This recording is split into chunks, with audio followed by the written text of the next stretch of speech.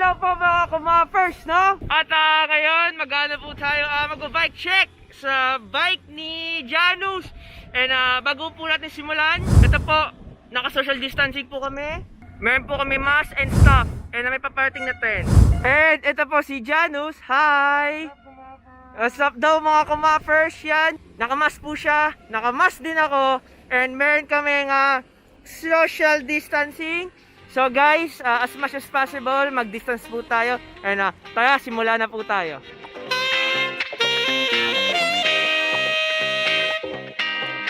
Enchanté.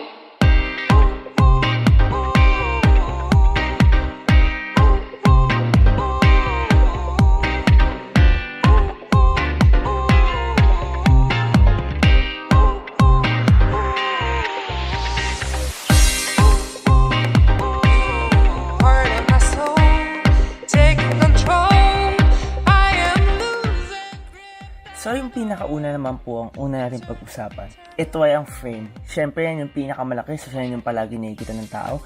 So yan ang frame ay yan the Project Scalawag 7000 series aluminum, very stiff, very light, and of course, gawang lokal. And nabibili siya sa BMX Cycle Center. Yan, tapos meron pa siyang integrated bottle cage para lalagyan ng tubig nyo. So this very good frame, very good, lalo na pag magaang, light builds. So pwede siya i-uphill builds or i-crit. Ang sunod naman is a TP fork on the Project fork. Yan po ang naka-paired up sa Scalawag at pogi-pogi po siya. And nasunod naman po tayo ang crankset. So ang crankset po nang nakikita natin is a Nikkei Primato, tapos 7000 series aluminum, and of course 144 BCD po siya. Tapos ito po, naka-paired up po siya ng the Project chainring 50 teeth. Tapos ito nga po yung chain niya is KMC Peanut, so very good.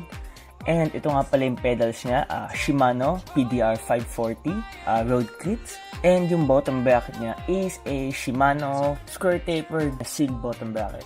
Tapos yung wheelset naman niya, simulan natin yung rims. Yung rims is H plus Sun archetypes, very magaang, very pogi. Tapos holes niyan is 36, same with the hub, so front and rear 36. Then yung rear na yung rear na gulong is thick slit.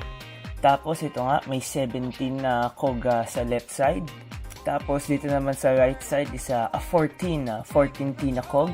Tapos yung front wheelset makikita natin. And yung gulong niya sa harap is a Kenda. So, Kenda na 20, so yun na hindi nakafocus.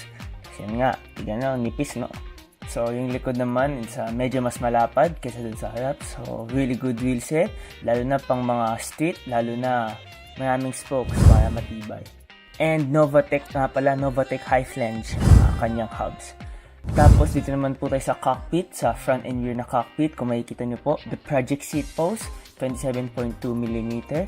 Tapos the Project din, the Project saddle. Ang pogi tignan, kuhang-kuha yung minimalistic looks. And of course, lahat yan the Project. So very good matchup, matchy-matchy sila lahat. And ito po yung stem, the Project stem also, na mga may purple na bolts. So, igop tignan.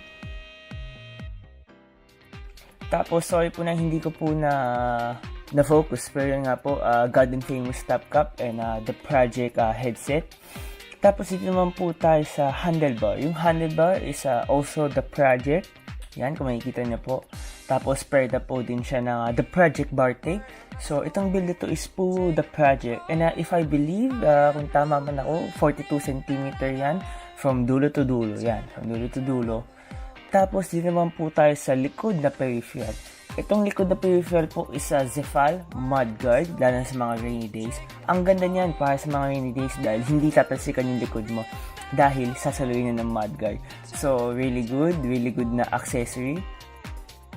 Tapos ito naman, Liksada na para sa speedometer. Pero sa ngayon, wala po muna daw yung speedometer ni Janus. I don't know why, pero hindi ko natanong, pero lang sabi, hindi daw nakalagay yung speedometer na.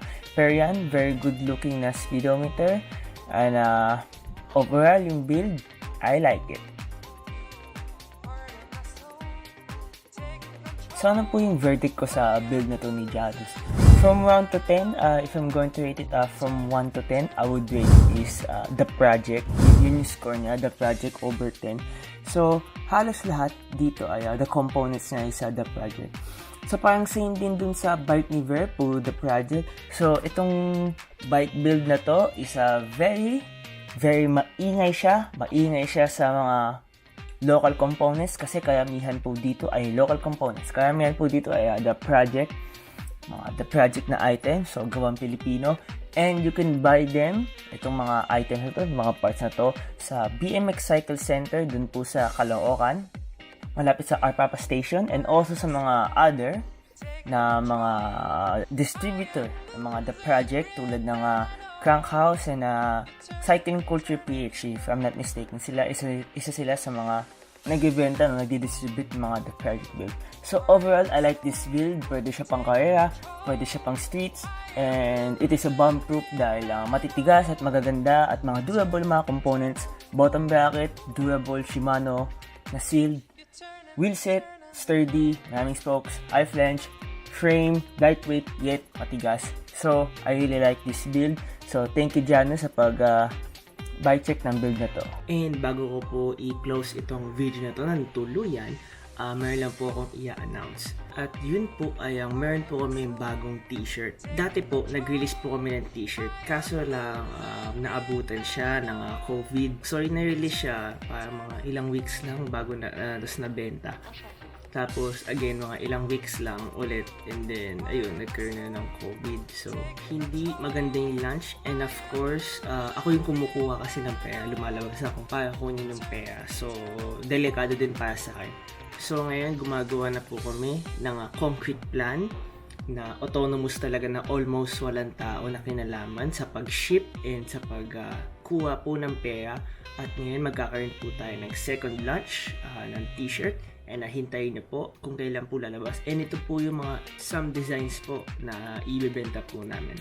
So stay tuned po mga KaMuffers. And as usual, see you next time.